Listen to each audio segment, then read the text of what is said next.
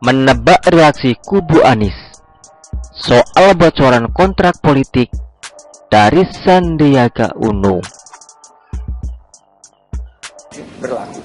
Berlaku dan jika tidak diakhiri, ya perjanjian itu akan terus berlangsung.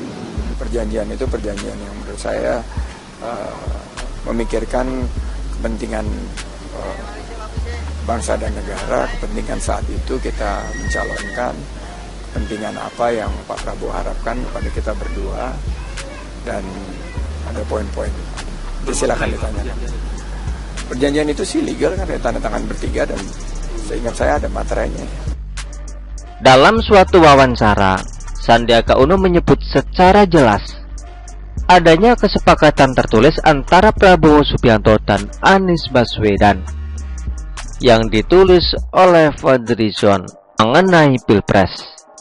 Dalam kesepakatan itu, masih menurut Sandiaga, jika Prabowo maju sebagai capres, maka Anies tidak boleh ikutan maju pula dalam perhelatan Pilpres yang sama.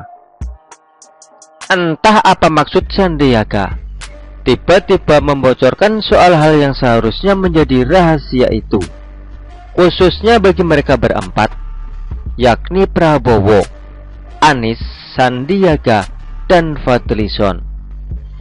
Apakah ada trik politik yang ditujukan buat menghambat atau menghalangi kans Anies maju ke Pilpres tahun 2024 nanti?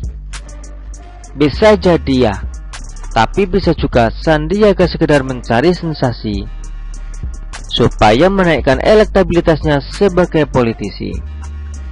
Dampak dari ocehan Sandiaga pun mulai terasa.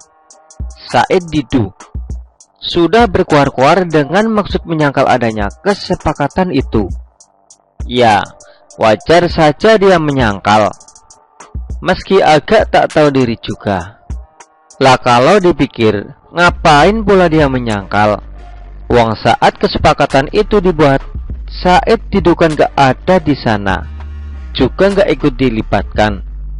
Bukankah Sandiaga Uno menyebut orang-orang dalam kesepakatan itu siapa saja?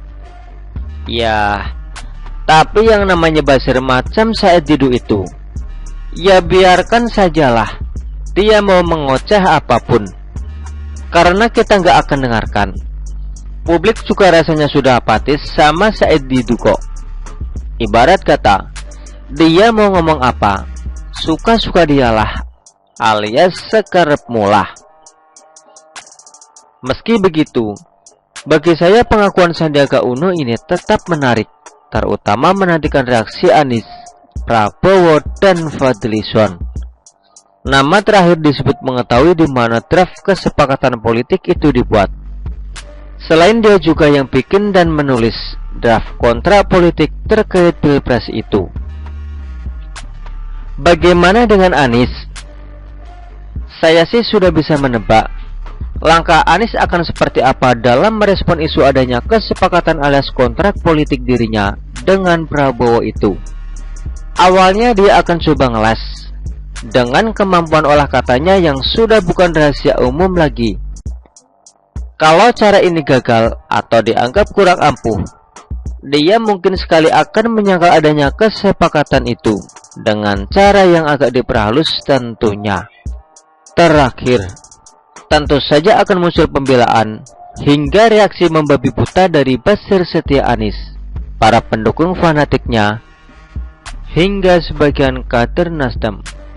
Atau jangan lupakan PKS, yang akan sekuat tenaga menjaga agar citra Anies tidak semakin rusak. Sebagai ex-gubernur yang gak bisa dipegang kata-katanya. Begitulah kura-kura. Artikel ini diambil oleh siwo.com dan ditulis oleh Widodo SP. Bagaimana menurut Anda?